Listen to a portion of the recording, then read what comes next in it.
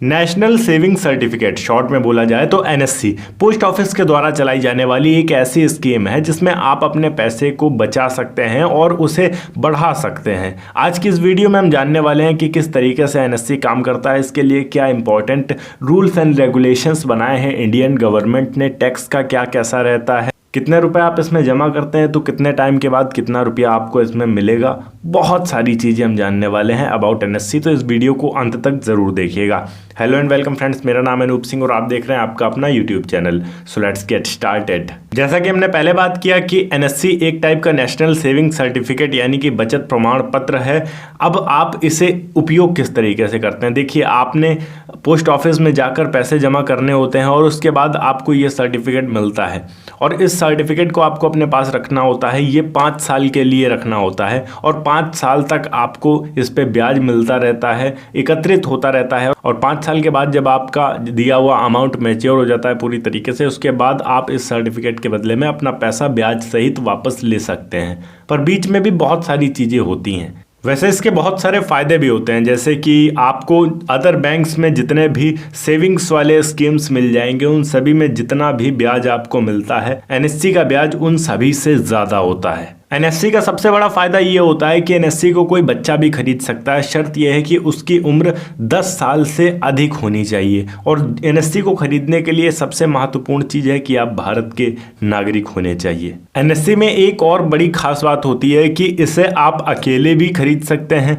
या फिर आप जॉइंट खाते में भी खरीद सकते हैं, किसी के साथ में, अपने मित्र के साथ में, पत्नी के साथ में, पुत्र के साथ में, पुत्री के साथ में, कैसे भी रिलेशंस में हो या फिर दोस्त हो, आप उनके साथ इस अकाउंट को खोल सकते हैं और इसमें दोनों लोग आधा आधा पैसा इन्वेस्ट कर सकते हैं। और साथ ही साथ यहाँ पर एक व्यक्ति कितने भी एनएससी ले सकता है। मतलब यहाँ पर अभी अगर आपने एक एनएससी लिया और 1 महीने बाद यहाँ पर आपके पास पैसे और भी ज़्यादा आ जाते हैं या बच्चे होते हैं तो आप एक और एनएससी लेना चाहते हैं, सभी एनएससी को आप अलग अलग टाइम पर ले सकते हैं और जब आप एनएससी ले रहे हैं उसके 5 साल तक मैच्योरिटी टाइम रहती है। 5 साल के बाद आपका वो पेमेंट मैच्योर होता है और आपको मिलता है। तो आप इस तरीके से एनएससी खरीद सकते हैं अलग अलग टाइम पर, जितने चाहे उतने। एनएससी यानी कि आपका जो सर्टिफिकेट है उस पर आपको लोन भी मिल जाता है। अब लोन किस तरीके से मिलता है, सपोज दैट यहाँ पर अगर 1-1.5 साल हुआ है तो आपको लगभग 50% तक का लोन मिल जाता है। और यहाँ पर अगर आपने अपने एनएससी के 3 साल पूरे कर दिए हैं और 2 साल लगभग बाकी हैं अभी,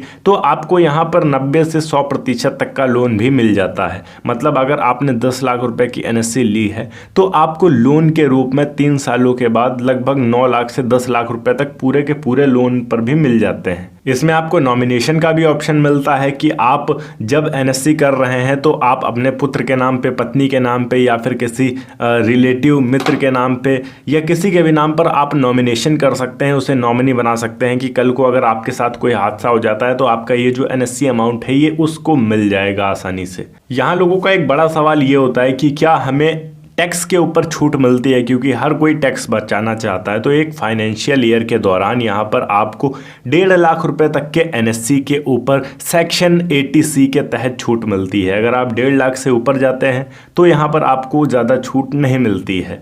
और आपको एनएससी के ब्याज के ऊपर टैक्स में छूट पाने के लिए आपको हर साल जो आप आईटीआर इनकम टैक्स रिटर्न भरते हैं उसमें इसे दर्शाना होता है। और अगर आपको नहीं पता है कि आईटीआर क्या होता है तो आप चैनल पे जाकर वीडियो देख सकते हैं, इनकम टैक्स रिटर्न क्या होता है और आप इसे किस तरीके से फाइल करते हैं, इसके क्या बेनिफिट्स होते हैं। पोस्ट ऑफिस आपको 3 तरीके के एनएससी ऑफर करती है। सबसे पहला होता है सिंगल होल्डर टाइप एनएससी। इसमें कोई भी एक पर्सन अपने लिए एनएससी खरीद सकता है। वो 10 साल से बड़ा होना चाहिए, बस शर्त इतनी है। और अगर वो 18 साल से कम है तो उसमें उसके गार्जियन का नाम भी शामिल किया जाता है। दूसरा होता है ज्वाइंट ए टाइप एनएससी। इसमें किसी भी 2 लोगों के नाम पर एनएससी हो सकती है, फिर वो माँ बेटी हो सकती है, बाप बेटा हो सकता है या फिर दोस्त हो सकते हैं, जैसा कि मैंने आपको पहले बताया। और जब एनएससी आपकी मैच्योर हो जाती है तो जो अमाउंट रिलीज होता है वो दोनों के नाम आधा आधा जाता है। एंड तीसरा होता है ज्वाइंट बी टाइप एनएससी। इस टाइप के एनएससी में बेसिकली पेमेंट तो 2 लोग मिलकर ही जमा करते हैं और 2 लोगों के नाम पर ही होता है, बट जब आप जमा करते हैं उसी टाइम ये बताना होता है कि जो मैच्योरिटी के बाद अमाउंट होगा वो किसके अकाउंट में जाएगा। वहाँ पर फिक्स कर दिया जाता है कि जब अमाउंट मैच्योर हो जाएगा तो पर्टिकुलरली एक बंदे के अकाउंट में ये अमाउंट जाएगा। अब बहुत सारे लोगों का सवाल ये आता है कि क्या हम टाइम से पहले एनएससी को तुड़वाकर अपने पैसे निकाल सकते हैं। बिल्कुल निकाल सकते हैं, पर इसके कुछ नियम और कानून हैं और इसके कुछ नुकसान भी होते हैं। जैसे फॉर एग्जांपल जिसके नाम पे एनएससी है उसकी मौत हो जाती है तो उसका नॉमिनी जो है वो टाइम से पहले भी इसे वापस ले सकता है, निकाल सकता है। या अगर दो बंदों के नाम पर है और उनमें से किसी एक की मौत हो जाती है तो वैसे सिचुएशन में भी जो दूसरा बंदा बचता है वो इसे निकाल सकता है, ले सकता है। या फिर अगर कोर्ट का या अदालत का आदेश आता है तो वैसे सिचुएशन में भी आप इसे निकाल सकते हैं या एनएससी को कैंसिल करवा सकते हैं। और अगर आपके ऊपर जब्तीकरण होता है, मतलब सरकार द्वारा नोटिस की जाती है कि इस बंदे की संपत्ति जब्त कर लो, आपने कोई अवैध काम किया है और आपकी संपत्ति जब्त करने का आदेश आता है, तो वैसे सिचुएशन में भी आपकी एनएससी जब्त कर ली जाएगी। अब इसके नुकसान क्या होते हैं? देखिए, अगर आप पहले 1 साल के अंदर ही अपने एनएससी को कैंसिल कर देते हैं तो वैसे सिचुएशन में आपका जो पैसा होता है वो आपको मूलधन तो मिल जाएगा, पर जितना ब्याज बना होता है वो 1 साल के अंदर आपको नहीं मिलता है। 1 साल के बाद अगर आप इसे लेते हैं तो आपके ब्याज में कटौती करके आपको दी जाएगी। अब सबसे महत्वपूर्ण चीज़ हम बात करते हैं कि एनएससी में हमें ब्याज कितना मिलता है, क्योंकि हर कोई अपना पैसा इसीलिए जमा करेगा ताकि उसका पैसा बढ़े। तो ब्याज में अगर आपको बताऊं, इस वक्त मार्च 2023 चल रहा है और इस वक्त ब्याज की दर है 7%, जो कि लगभग हर 3 महीने में बदलती रहती है। और ये 1 जनवरी में बदली थी और हर 3 महीने में लगभग ये चेंज होती रहती है। तो वो डिपेंड करता है कि आपने कितने रुपए ब्याज के हिसाब से अपने पैसे को जमा किया था। और इसकी एक खास बात ये होती है कि जिस वक्त आप अपना एनएससी करवा रहे होते हैं उस वक्त जो रेट ऑफ इंटरेस्ट होता है वही आपको मिलता है अगले 5 साल तक। उसके बाद चाहे ब्याज बिल्कुल घट जाए या बिल्कुल बढ़ जाए, आपके अकाउंट पर कोई फर्क नहीं पड़ने वाला है। जिस वक्त आपने जमा किया था जो रेट उस वक्त था, आपको पूरे 5 साल वही रेट मिलने वाला होता है।